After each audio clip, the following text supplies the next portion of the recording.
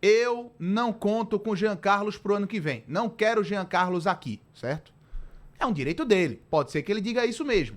Agora... Ou não, né? Ou não. Agora, não imagino... E aí é uma opinião, não é informação, tá? Ficaria muito surpreso se o Ceará liberasse Jean Carlos de mão beijada pro Sport, abrindo mão de um ano de contrato. Eu acho isso muito difícil. É claro que o Jean não é um jogador barato também, né? O Ceará também estaria se livrando de custos com o Jean Carlos. Não sei se tem luva diluída em salário, não sei como é o contrato dele lá. Mas... Como pode também acontecer uma parceria no pagamento do salário dele. Claro, pode acontecer o Ceará dizendo assim, ó, assume esse ano de contrato que eu tenho com o Jean aí e leva. Entendeu? Pode acontecer. Mas existe sim uma aproximação, uma consonância de ideias, de staff do jogador e esporte, tá? Staff do Jean e esporte, mas existe a questão do vínculo vigente do Jean Carlos com o Ceará. Também conversei com o Lucas Drubski, que é o executivo de futebol do Ceará, e ele me confirmou que não houve nenhum contato do esporte por Jean Carlos. Nenhum contato do esporte com o Ceará, com os membros da diretoria do Ceará, sobre o Jean Carlos. Então, de fato, essa negociação, essas conversas estão entre esporte e os agentes do Jean Carlos. Essa seria a grande novidade que o esporte tinha para mostrar, ou que foi criada uma expectativa de que vem uma grande novidade por aí, seria essa a contratação de Jean Carlos, Antônio Pode Abel? ser, pode ser. Se de fato existir caminho aberto, pode ser. O Jean Carlos, que já passou aqui pelo Clube Náutico Capibaribe, é um jogador tecnicamente muito bom, né? Ninguém vai deixar de reconhecer o potencial técnico, a referência técnica que ele exerce quando está atuando por uma determinada equipe. Foi assim no Clube Náutico Capibaribe. Não foi assim tão bem no Ceará. Ele chegou, inclusive, a ser reserva no Ceará por diversas oportunidades. Isso. Mas o Ceará também... posição com o Castilho, né? O Guilherme Castilho. O Ceará também fez uma campanha muito irregular, né? Não foi só o problema do Jean Carlos não ter jogado bem em todas as partidas. O Ceará também não foi bem, teve muita irregularidade durante a competição. Ficou ali no meio da tabela, fez mais uma campanha de manutenção do que pensando em uma projeção de acesso ou coisa parecida. Mas é um bom jogador e se o Sport fechar, eu acho que faz uma boa contratação. Boa contratação. Sim, concordo. Eu, sinceramente, acredito que é uma excelente para o Sport, seria uma excelente para o Sport Clube do Recife, tá? É um jogador que ajudaria bastante. É verdade que está na pauta do Sport uma possível renovação com o Jorginho, meia que teve bons números nessa temporada, bons números mesmo, tá? Mas acho que seria um excelente pro Sport. É um jogador de qualidade muito acima da média. Num time encaixado, o Jean Carlos faz chover. É um atleta importante até sem a bola. Então, é um jogador que a gente conhece muito bem, né? Falar do Jean aqui no futebol pernambucano, a gente lembra dos tempos dele de Náutico, então tecnicamente ele é diferente de fato, não tem como fugir disso. Mas é uma negociação que não é simples porque envolve um vínculo que existe do Jean Carlos com o Ceará. E aí passa por um Ceará abrir mão ou facilitar a vida do Sport. O que eu ficaria surpreso se isso acontecesse. E não esqueçam que são dois grandes concorrentes em várias competições, seja aqui na Copa do Nordeste, seja no Campeonato Brasileiro da Série B. Vai estar um tentando derrubar o outro, porque a briga na próxima Série B vai ser terrível. Então tudo isso é levado em conta num momento como esse, né? Exato. Ceará certamente, para se livrar do Jean Carlos, ele vai fazer um bom negócio, né, para que o Sport possa tirar esse jogador lá do Ceará. Agora, é esperar para ver. Mas o contato evoluiu entre o Sport e o jogador, só falta agora com o Ceará. Exato. Falta só resolver a vida dele com o Ceará, se de fato ele vier para o Sport Clube do Recife. Então, essa é a questão. Foi a notícia que mexeu com o torcedor no final da tarde de hoje. Uma outra notícia que a gente apurou, que a nossa reportagem apurou agora no fim de tarde também.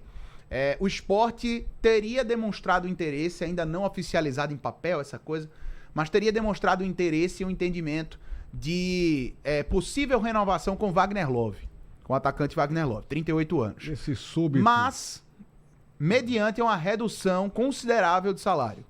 Olha só, esse súbito interesse pela continuidade do Wagner Love tem a ver com o Náutico estar na jogada para tirar o atleta do Sport? Não imagino. Até porque se o Sport tivesse sido abalado de fato, de alguma maneira, com esse interesse do Náutico de ter o Wagner Love, o Sport não ofereceria uma renovação com uma redução tão grande de salário. A redução é grande, é? Pelo que eu ouvi, cerca de 50%. Wagner Love tem o quê? 100 mil de ordenados ali ou mais? Mais. Em torno dos 180? Nessa faixa. Pelo que eu sei, nessa faixa. É muita grana, né, cara? Então, assim, Náutico seria uma teria dinheiro redução. pra pagar Wagner Love, né? Seria, não, se de fato ele acertar com o Náutico, aí eu não tenho a proximidade com essa informação, quem tá na apuração hoje é o Haldner, mas o João Vitor tá no dia a dia, seria com certeza num valor inferior a isso, mas o Sport teria disponibilidade de oferecer uma renovação contratual pro Wagner Love dentro de uma redução salarial, de uma readequação salarial do atleta. Se ele topar, ele pode ficar. Mas aí é uma decisão do próprio Wagner Love. Essa redução chega a 50%, Antônio? Nessa faixa, pela informação que eu tenho. Uhum. Entendeu? Então, pode acontecer. Vai depender Tem do um atleta. clube aí de fora interessado no Wagner Love. Né? Se falou muito do Joinville, né? Joinville também só tem um campeonato para fazer no próximo Exato. ano. E tem muito empresário pro pro lado de lá. Não tem calendário nacional, né? Tem muito empresário pro lado de lá também apoiando o clube. Mas, enfim, é algo que tá no radar do Wagner Love, querendo ou não. Já que surgiu esse interesse da equipe do Joinville. Então, hoje, o planejamento de futebol 2024 começou a ser, de fato, executado. A diretoria começou a arregaçar as mangas para executar esse planejamento, analisar Até agora o elenco. nenhum anúncio, né? Fora esse de Giancarlo, nenhum anúncio. Nenhum anúncio. Muito menos de treinador. Muito menos de treinador. E Nem treinador se foi uma especula, pauta... Nem se especula. Se fala muito de alguns nomes, mas assim, rede social, sabe? Então, assim, trazer essas especulações, não como notícia, como nada confirmado, a gente pode até colocar, mas assim, não é notícia. A gente não tem, eu apurei todos esses nomes que foram colocados em rede social e até agora não houve confirmação de sequer de um contato por esses nomes. Então, assim, trazer essa especulação a gente pode até colocar, mas notícia apurada por nós não será. Tá? Só quando tiver alguma coisa concreta, algum contato, alguma confirmação, alguma apuração que a gente traz o nome. Mas estão arregaçando as mangas e o treinador vai ser uma das primeiras coisas, porque tem que ser, né? Você tem que trazer um treinador para ajudar nessa montagem de elenco, participar da idealização de como vai ser esse esporte, a identidade de jogo, modelo de jogo e tudo mais. Então, e tem que correr, né? Porque a tem que temporada correr. vai começar Até uma daqui a coisa. pouco. Eu coloquei mais cedo o João Marcelo Barros, que é o coordenador da base do esporte e agora membro do comitê gestor, falando sobre essa questão do perfil do novo treinador. E ele disse que o esporte busca um treinador que tenha uma mentalidade mais moderna, de fato, que use das tecnologias que o futebol tem à disposição, que tenha um futebol propositivo, ofensivo. Então ele já traçou esse perfil. E que tenha também no currículo um histórico não só de conquistas, mas também de ter abraçado grandes projetos. Treinadores que passaram algum tempo em alguns clubes, que têm essa ideia também de trabalhar aos poucos a construção de um time, de um modelo de jogo.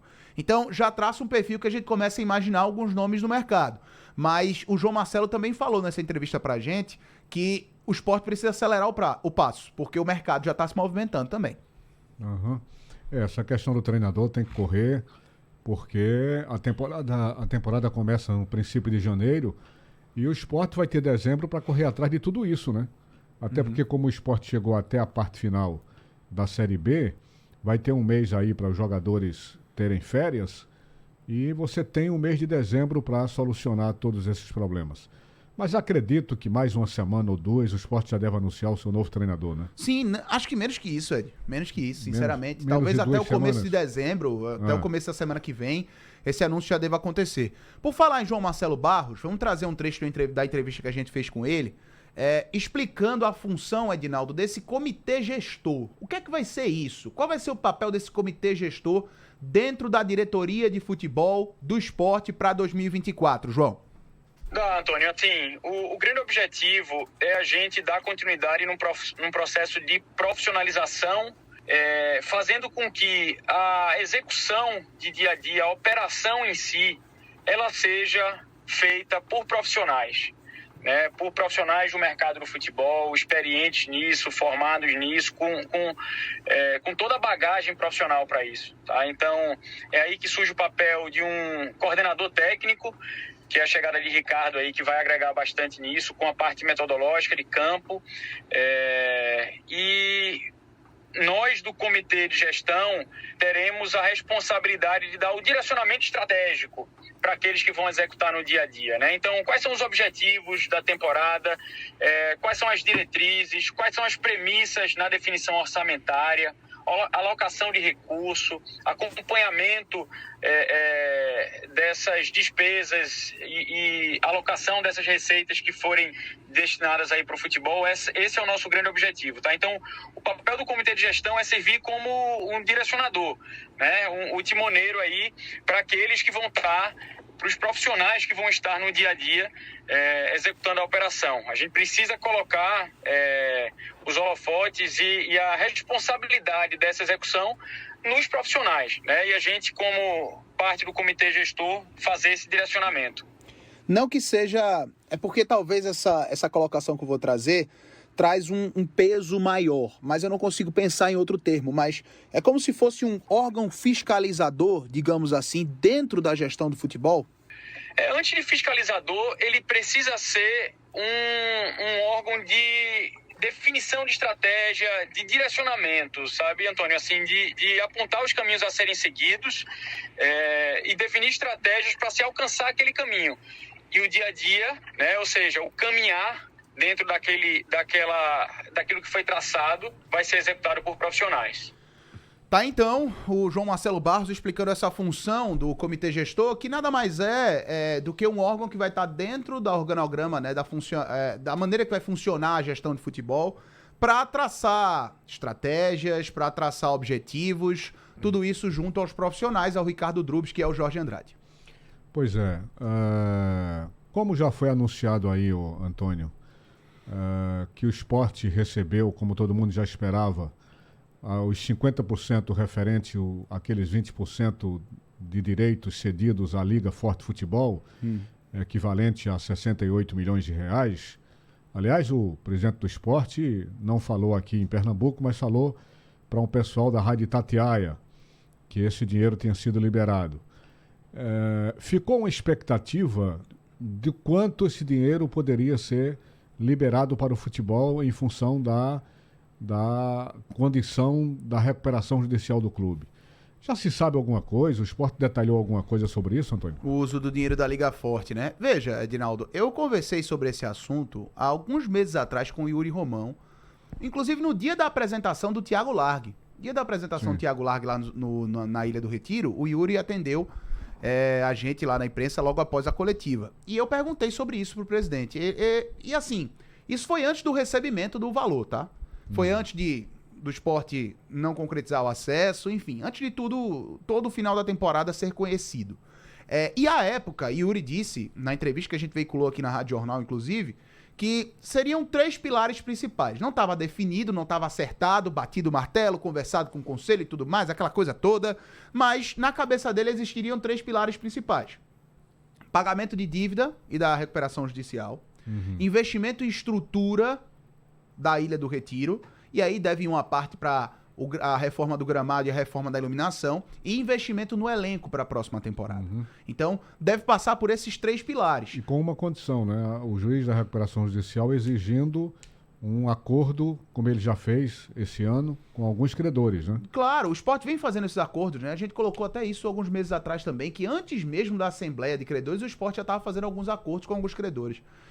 Então, não deve fugir muito desses 3 pilares. Até o próprio Yuri também, na coletiva pós-jogo contra o Sampaio Correia, último jogo da Série B, ele deixou claro mais ou menos isso também, né? Que iria focar nesses 3 pilares com o dinheiro da Liga Forte Futebol.